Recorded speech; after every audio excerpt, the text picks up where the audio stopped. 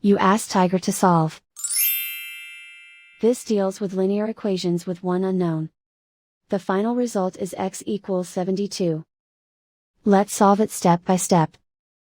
Simplify the expression. Expand the parentheses.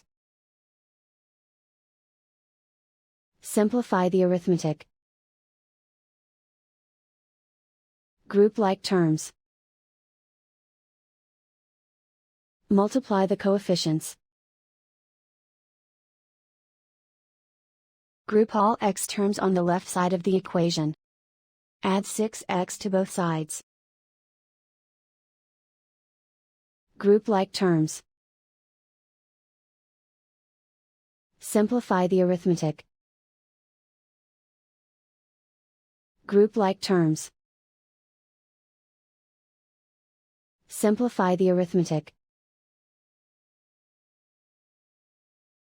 Group all constants on the right side of the equation. Subtract 180 from both sides.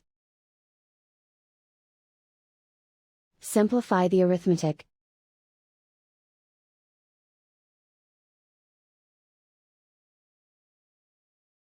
Isolate the x. Divide both sides by 5. Simplify the fraction.